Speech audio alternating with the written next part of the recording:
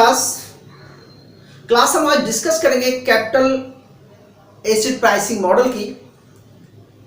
और capital acid pricing model में हमें ये लर्न करना है कि आप जो इन्वेस्टमेंट करते हैं, चाहे वो बैंक में हो, चाहे वो मार्केट में हो, या मार्केट में कई तरह की अपॉर्चुनिटी है आपके पास, चाहे आप बॉन्ड्स मार्केट में पैसा इन्वेस्टमेंट करते हैं, या शेयर मार्केट में पैसा इन्वेस्टमेंट करते हैं, या डिबेंचर में पैसा इन्वेस्टमेंट करते हैं। आपका इन्वेस्टमेंट का जो रिटर्न है वो किस बात पर डिपेंड करता है, यानी कि आपकी जो एसेट्स है उसका एसेट का प्राइस, यानी कि आपकी जो रिटर्न्स है, एक्सपेक्टेड रिटर्न कह सकते हैं आप, या जो आपकी रिक्वायर्ड रेट ऑफ रिटर्न है वो किस पर डिपेंड करती है। तो इस मॉडल में हमें यह लर्न करना है कि जो भी हम इन्वेस्टमेंट करेंगे उसकी मार्केट के अकॉर्डिंग हमें उसका प्राइस कैसे मिलता है, या एक्सपेक्टेड रिटर्न कितना आता है, या कैपिटल का प्राइस क्या हो जाता है। तो क्लास देखिए, दो तरह की कैपिटल होती है, आपको स्टार्टिंग में बताए थे। टेंजेबल एसेट्स होता है और नॉन टेंजेबल एसेट होता है। तो टेंजेबल एसेट होता है जो रियल एसेट्स कह सकते हैं, जिसे आप रियल एस्टेट में पैसा लगाते हैं, गोल्ड्स में पैसा लगाते हैं, वो आपका एसेट्स हो जाता है। लेकिन जो नॉन टेंजेबल एसेट्स है उसको हम सिक्योरिटीज मार्केट में इन्वेस्टमेंट की बात करता है। कोई भी पर्सन जो इन्वेस्टमेंट करना चाहता है वो ये सोचता है कि इससे हमें कितना रिटर्न्स आएगा, और रिटर्न आने के लिए वो दो चीज़ों को एक्सपेक्टेशन करता है कि मैं इतना इन्वेस्टमेंट कर रहा हूँ, इतनी अमाउंट, तो इन फ्यूचर में मुझे कितनी अमाउंट इसको रिटर्न में आएगी। ये बात आपको ही पता है। और एक वर्ड सुना होगा कि no risk no gain no pain, सुना होगा। तो मार्केट में अगर इन्वेस्टमेंट करेगा तो उसमें रिस्क रहेगा, और रिस्क कितना रहेगा इससे उसके जो एक्सपेक्टेशन रिटर्न है ज़्यादा आएगी। अगर मार्केट में रिस्क ज़्यादा लेगा तो रिटर्न ज़्यादा आएगी, मार्केट में रिस्क कम लेगा वो तो रिटर्न्स कम आएगी। तो मार्केट रिस्क और रिटर्न्स में दोनों में इन्वर्स रिलेशन है। जो रिस्क पॉजिटिव रिलेशन कह सकते हैं, जब रिस्क ज़्यादा लेंगे तो रिटर्न्स ज़्यादा आएगी, तो रिस्क नहीं लेगा तो रिटर्न्स कम आएगी। अब हमें ये चीज़ फाइंड करना है कि वो कितना रिस्क पर कितना रिटर्न्स आएगा, और जो रिटर्न्स आएगा वो हमारी कैपिटल एसेट का प्राइस होगा।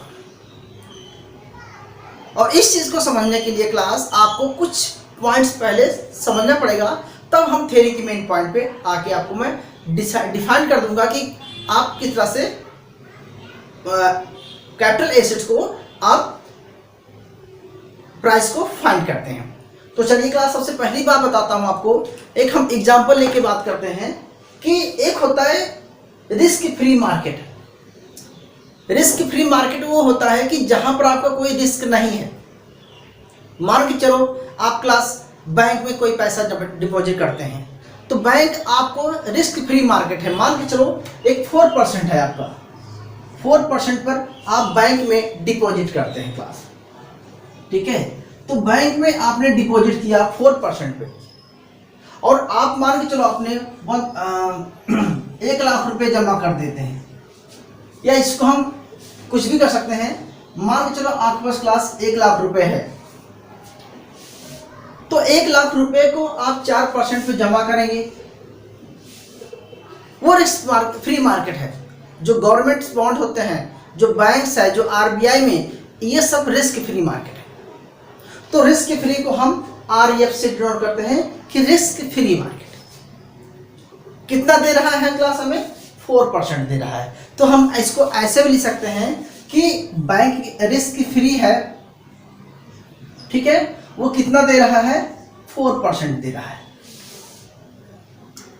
इसके बाद हम बात करते हैं क्लास कि मार्केट रिस्क में अगर मान के चलो एक पर्सन है, ये पर्सन अगर एक्स पर्सन है कोई, आप या हम कोई भी हो सकते हैं, हमारे पास अगर इतना अमाउंट है तो अगर हम उसको बैंक में जमा करते हैं, ठीक है, अगर हम उसको बैंक में डिपॉजिट करते हैं तो हमें वो 4% इंटरेस्ट दे रहा है, जो कि रिस्क फ्री है। और अगर क्लास इसी में से हम अगर इस पैसे को हम किसी मार्केट में इन्वेस्टमेंट करते हैं तो जाहिर सी बात है कि मार्केट में इन्वेस्टमेंट करेंगे तब जब आपको रिटर्न ज्यादा आएगा। और मार्केट में इन्वेस्टमेंट करने के लिए जो कंपनियां हैं वो क्या इंटरेस्ट दे रही हैं और उसका रिस्क कितना है, तो रिस्क है तभी वो आपको ज़्यादा इंटरेस्ट रेट पे कर रही हैं। तो अगर मार्केट में लगाने में रिस्क है, मान के चलो मैं कहता हूँ कि भैया आप मार्केट में लगाना चाहते हैं तो मार्केट में रिस्क है, मार्केट में आपको इंटरेस्ट रेट मिल रहा है 10% मिल रहा है, इंटरेस्ट रेट आपको मार्केट में मिल रहा है। तो मार्केट में इंटरेस्ट रेट 10% है तो वहां पर रिस्क भी है। रिस्क कितना है और जो रिस्क कितना है इसकी हम बाद में बात करते हैं। यानी कि अगर आप मार्केट में पैसा लगाते हैं तो 10% मिल रहा है मान के चलो, और अगर आप बैंक में पैसा रखते हैं तो 4% मिल रहा है। बैंक में मार्केट में पैसा क्यों लगाएंगे, क्योंकि आपको ज़्यादा इंटरेस्ट मिल रहा है। तो मेरा यहाँ पर सेंस ये है क्लास कि अगर आप मार्केट में पैसा लगाते हैं तो 10% है, ठीक है, यानी कि यहाँ पर रिस्क है, यहाँ पर क्लास रिस्क है। क्लियर बा? तो रिस्क है तभी वो आपको 10% पैसा दे रहा है, मतलब 10% तभी वो आपको इंटरेस्ट दे रहा है जब रिस्क है, ठीक है। अब मार्केट में भी कई तरह की हैं। आप मार्केट में मान चलो आपने इसको रिलायंस में लगाया था, रिलायंस का आपने शेयर खरीदा है तो 10% है। एक दूसरी भी और भी मार्केट हो सकती है, मान चलो हम उसको टाटा ले लेते हैं। टाटा जो आपको ज़्यादा इंटरेस्ट दे रहा है, इससे भी ज़्यादा टाटा दे रहा है आपको इंटरेस्ट रेट। मतलब मार्केट में जब टाटा आपको मान के चलो टाटा कंपनी आपको 15% इंटरेस्ट रेट दे रहा है, तो 15% दे रहा तो इसका मतलब है कि इस टाटा कंपनी में आपका जो रिस्क है बहुत ज़्यादा है, रिस्क ज़्यादा है तो आपको ज़्यादा रिटर्न दे रहा है। 50 मतलब आपको 15% इंटरेस्ट दे रहा है।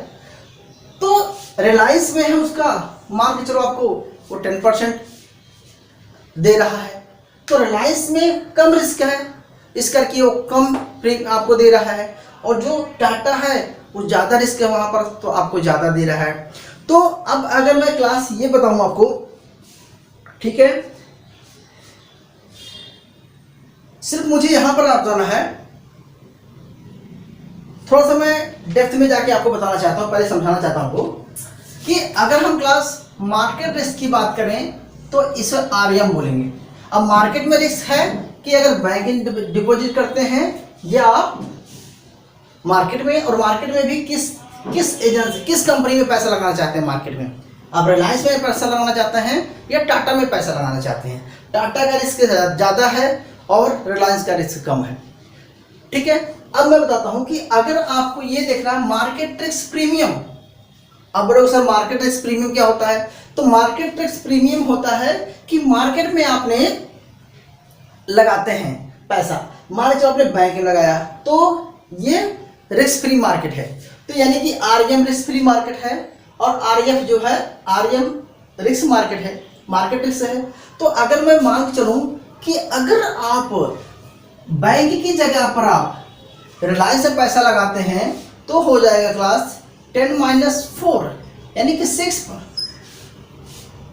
मतलब आप बैंक की जगह पर अगर आप रिलायंस से पैसा इन्वेस्टमेंट करते हैं तो आपको 6% ज़्यादा मिल रहा है, क्योंकि यहाँ तो 4% है, वहाँ पर 6% ज़्यादा मिल रहा है, ठीक है। तो इसे बोलते हैं लास्ट मार्केट रिस्क प्रीमियम।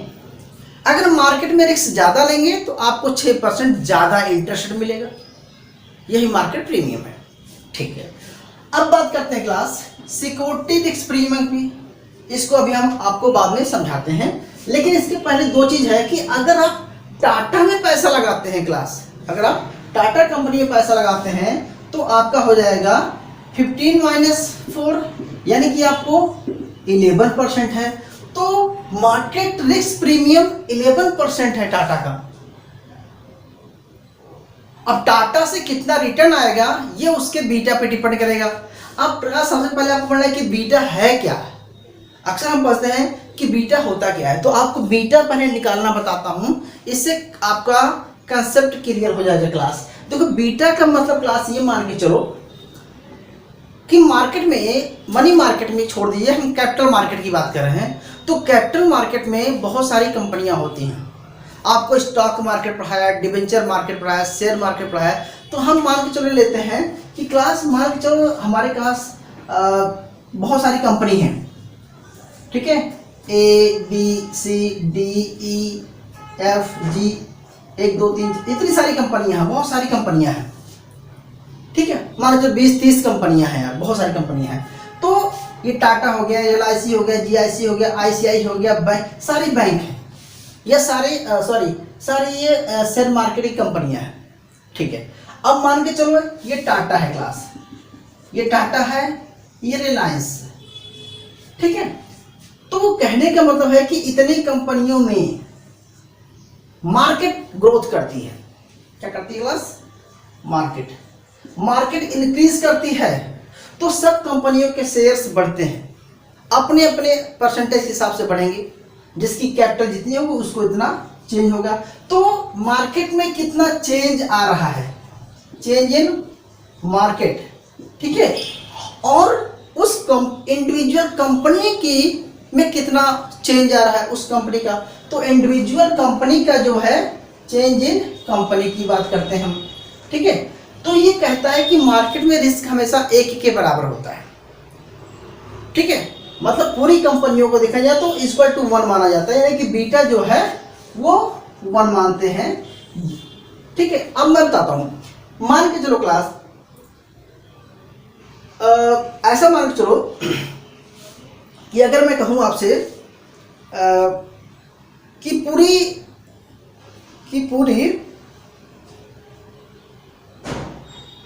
एक कंपनी है, मान के चलो हम आते हैं टाटा की बात करते हैं क्लास। तो टाटा कंपनी में जो ग्रोथ हो रही है वो 20% हो रही है,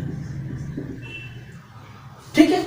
इंडिविजुअल 20% हो रही है, और मार्केट की ग्रोथ पूरी मार्केट को मिलाएं तो 9% ग्रोथ हो रही है। तो यानी कि अगर हम टाटा की बात करें तो क्या हो जाएगा,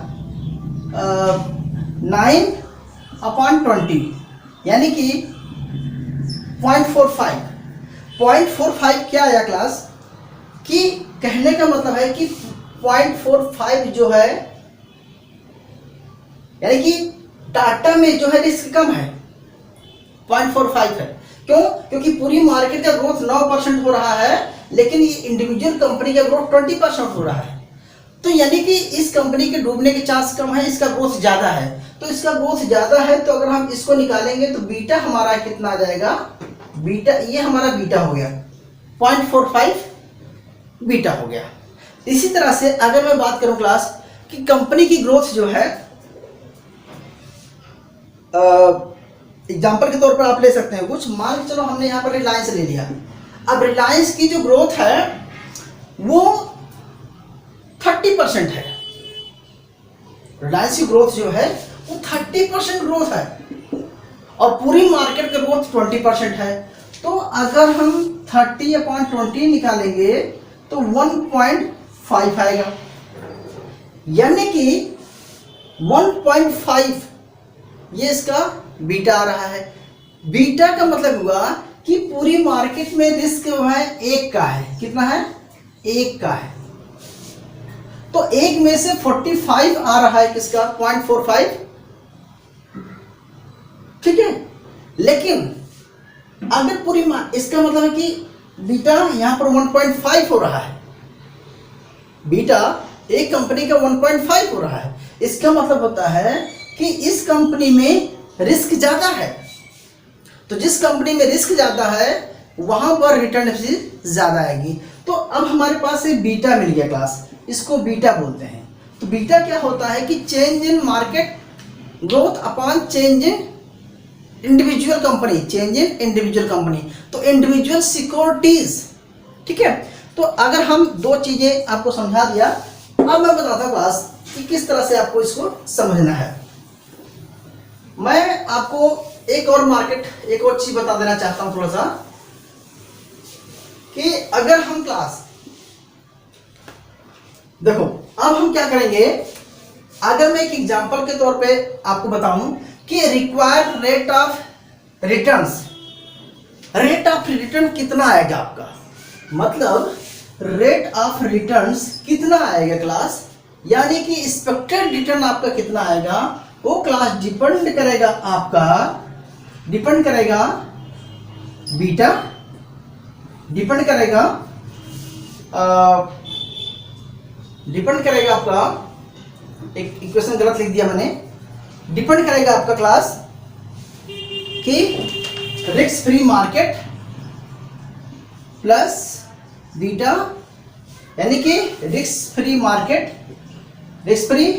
प्लस बीटा, ब्रैकेट में आप लिखेंगे क्लास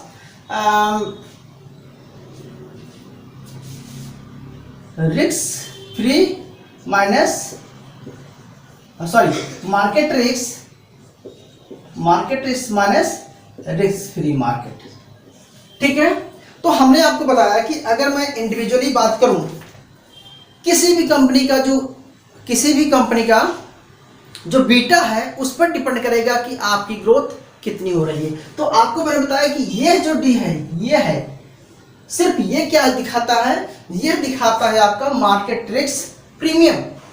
अच्छा, लेकिन सिक्योरिटी रिस्क प्रीमियम क्या है, ये ही पूरा का पूरा equation class security risk premium है।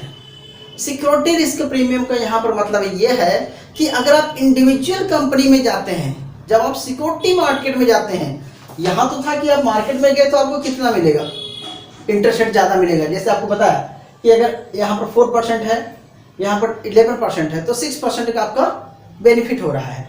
तो ये सिर्फ मार्केट रिस्क प्रीमियम हो गया। ठीक है, अच्छा, अगर हम एक इंडिविजुअल सिक्योरिटीज की बात करें, आपने टाटा का ले रखा है या रिलायंस का कोई बॉन्ड खरीद रखा है, तो उस पर कितना बीटा है, मतलब उसका बीटा कितना है, बीटा 0.45 है। 45 का मतलब होता है कि मार्केट में उसका रिस्क कम है। अगर बीटा ज्यादा है तो इसका मतलब मार्केट में रिस्क ज्यादा है। जब रिस्क ज्यादा होगा तो रिस्क प्रीमियम ज्यादा हो जाएगा। कहने का मतलब है कि अगर मैं पिछले एग्जांपल की बात ना करके मान के चलूं कि ये बीटा 1.25 है, या आप कुछ भी रख सकते हैं क्लास। अगर मैं एक एग्जांपल के तौर पे देखूं कि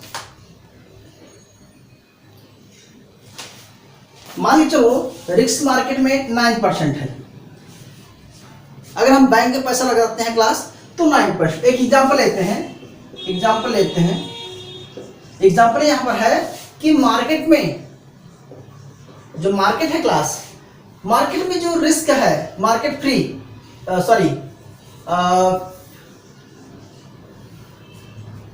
इसको आप ऐसे कह सकते हैं कि रिस्क फ्री मार्केट है, रिस्क फ्री मार्केट में 9% है क्लास। ठीक है, और मैं एक दूसरा एग्जांपल ले रहा हूं, और जो हमारा बीटा है, ये बीटा है, ये 0.45 है।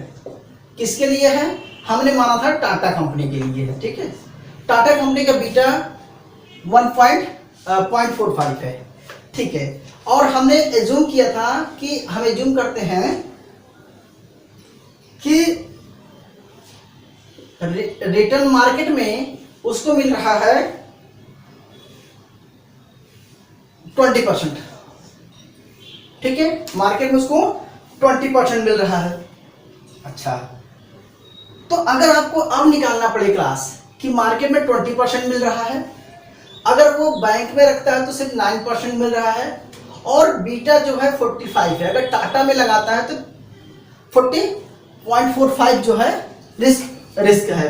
तो अगर हम निकालें इस केस में, तो आपका जो एक्सपेक्टेड रिटर्न है, यानी कि यील्डिंग कितना आएगा, कितना हमें इंटरेस्ट रेट मिलेगा अगर बीटा जो है 0.45 है। तो अब अगर मैं इसको सॉल्व करें क्लास तो 9% प्लस आपका हो जाएगा 0.45, ब्रैकेट में लिखेंगे हमने 20%, 20 माइनस 9।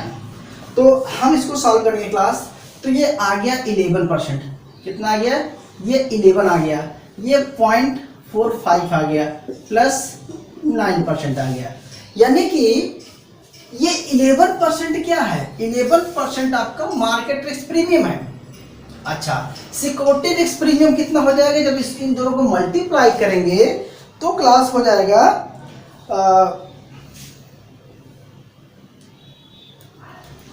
कितना होगा क्लास? मल्टीप्लाई कीजिए, ठीक है, तो 4.95 आएगा, 4.95 आ जाएगा, ठीक है। यानी कि सिक्योरिटी रिस्क प्रीमियम 4.95 है और प्लस जो है 9% है, तो इक्वल टू आ जाएगा क्लास आपका 13.95%। इसका मतलब हुआ कि अगर आप अपनी कैपिटल को टाटा कंपनी में इन्वेस्टमेंट करना चाहते हैं, टाटा जो कि आपका वहां का बीटा 0.45 है, मतलब वहां पर रिस्क प्रीमियम मतलब रिस्क जो है 0.45 का है, तो रिस्क 0.55 का है, तो अगर आप 1 लाख रुपए जमा करते हैं तो कितना मिलेगा? यानी कि आपका 13.95% मिलेगा। क्यों? क्योंकि मार्केट में है वो 20% है, ठीक है, मार्केट में 20% है और 20% में से जो रिलायंस का है वो 0.45, टाटा का 45 है। अगर मैं दूसरे एग्जांपल के साथ करूं कि मान के चलो क्लास यहां पर हमने टाटा का लेता हूं और टाटा को हम मानते हैं क्लास, मान के चलो 1.5 है, हम टाटा का लेते हैं, टाटा का प्रीमियम वो है 1.5 है, ठीक है, यानी कि बीटा 1.5 है। जब टाटा का बीटा जो है 1.5 है तो आपका आंसर कितना आएगा? यानी कि अब आप निकालेंगे क्लास तो लिखेंगे RE एक्सपेक्टेड रिटर्न ऑफ या प्राइस, एसेट का प्राइस कितना निकलेगा? तो लिखेंगे free market plus beta minus free market. अब बीटा यहाँ पर ये 9% है क्लास, प्लस ये 1.5 है और ये है 20 माइनस 9%, ठीक है। तो हम निकालेंगे तो ये 11 आएगा, ये 1.5 आएगा, प्लस ये 9% है। तो मेरा यहाँ पर जो सेंस है, अगर आप इस चीज़ को फाइंड करेंगे क्लास तो ये आ जाएगा 16.5 प्लस ये 9% आ गया, तो टोटल कितना बना आपका 25.5%। कहने का मतलब मेरा ये है कि मार्केट में जो है डिपेंड करेगा किस पर, उस कंपनी का रिस्क कितना है। ज़्यादा रिस्क लेंगे तो ज़्यादा रिटर्न आएगा, कम रिस्क लेंगे तो कम रिटर्न आएगा। क्योंकि अगर बैंक में जमा करते हैं तो सिर्फ आपको 9% मिलता, और अगर सिर्फ मार्केट में किसी एक मार्केट में लगाते हैं तो आपको हो सकता है कि सिर्फ 11% मिलता। लेकिन आपने रिस्क सिक्योरिटी में इन्वेस्टमेंट कर दिया 30+, जो आपको ज़्यादा इंटरेस्ट दे रहा है। क्यों दे रहा है? क्योंकि वहां पर रिस्क जाता है। रिस्क अब 2 तरह का होता है क्लास, ये समझ लीजिए। अब रिस्क समझना यहाँ पर ये जरूरी है क्लास आपका, क्योंकि इसी से आपका डिसाइड होगा कि अगर सिस्टमैटिक रिस्क और दूसरा होता है अनसिस्टमैटिक रिस्क। सिस्टमैटिक रिस्क वो होता है क्लास जो कि मार्केट बेस्ड है। अगर मार्केट में रिसेशन आ गया, रिसेशन आने से सारी कंपनियों का इंडेक्स डाउन हो गया, तो किसका तब बीटा क्या होगा? बीटा सबका कम हो जाएगा, रिस्क क्या हो जाएगा? बढ़ जाएगा, ठीक है। यानी कि उस केस में अगर रिसेशन आ गया तो सबका पैसा डूबेगा। अगर मार्केट में इंक्रीज हो गया, मार्केट बूम कर गई, तो आपको बहुत सारा पैसा मिलेगा। जितनी मार्केट बूम कर गई 20%, मान के चलो आपने 10 कंपनी में शेयर लगा रखे हैं और सबका बीटा होता है इक्वल टू 1, तो यानी कि अगर मार्केट में 20% ग्रोथ किया तो आपका पैसा 20% ग्रोथ हो गया, क्योंकि बीटा इक्वल टू 1 है। और अगर आपने सिर्फ एक कंपनी में लगाया है तो आपके पैसे की ग्रोथ मात्र जितना आपका, जैसे मान लिया आपने ग्रोथ हुई, लेकिन रिलायंस में ग्रोथ हुई मात्र कितनी 0.45 हुई, तो आपको उसी के एवरेज में उतना 13.5 मिल रहा है। अगर आपने जितनी कंपनियां हैं अगर सब में आपने कुछ कुछ पैसा लगा रखा है तो आपको पूरी मार्केट में 20% ग्रोथ हो गई है, तो इसका मतलब आपका जो पैसा है वो 20% ग्रोथ हो जाएगा। तो मार्केट में जो ग्रोथ है उसके बेस पे आपकी यील्डिंग डिसाइड हो रही है, आपकी कैपिटल का जो एसेट है जो प्राइस डिसाइड हो रहा है। तो ये होता है सिस्टमैटिक रिस्क। चुनाव आने वाला है, मार्केट में लोगों को लगता है कि ठीक है अब मार्केट बूम करेगी, तो आप हर कंपनी का आपने इन्वेस्टमेंट कर दिया थोड़ा थोड़ा, तो मार्केट वाकई बूम कर गई, तो आपकी अपनी कैपिटल का जो प्राइस है आपने जो इन्वेस्टमेंट किया उसको बहुत ज़्यादा यील्डिंग मिल जाएगी।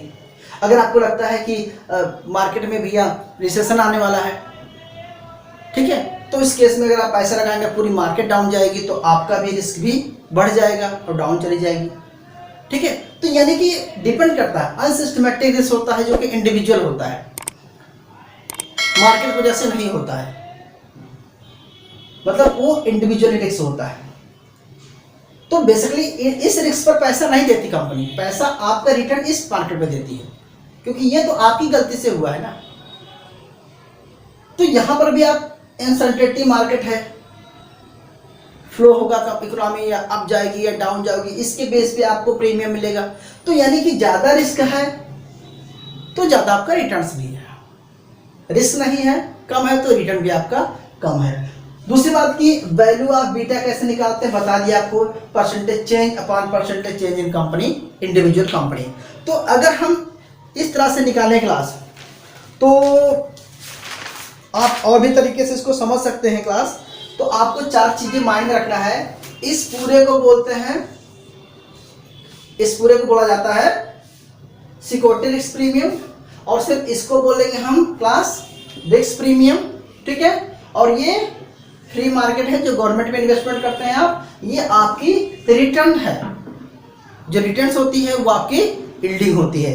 तो क्लास आजकल हम पढ़ रहे थे फैक्टर एसेट प्राइसिंग मॉडल। तो एसेट प्राइसिंग मॉडल में हमने ये पहला मॉडल पढ़ा, इसके बाद और भी 2 मॉडल हैं हम उसको पढ़ाएंगे। तो उम्मीद करता हूँ कि ये कंसेप्ट आपको क्लियर हुआ होगा। बहुत आसानी तरीके से पढ़ाने का प्रयास किया हूँ, बहुत सिंपल वे में। तो आपको 4 चीज़ें ध्यान देना है कि एज ए इन्वेस्टर हैं, एज ए आप मार्केट में इन्वेस्टमेंट करना चाहते हैं, तो आप इस चीज़ का ध्यान देखेंगे कि उस सिक्योरिटी को परचेज करेंगे जिसका जो है बीटा ज़्यादा होगा, रिस्क ज़्यादा होगा, रिटर्न जाएगा। ठीक है, और जिसको कम बीटा होगा, जिसका कम रिस्क होगा, उस पर आपको कम यील्डिंग आएगी। ठीक है, तो ये थी क्लास कैपिटल प्राइसिंग मॉडल। ठीक है, उम्मीद करता हूँ समझ में आ गया होगा। Thank you, please note down.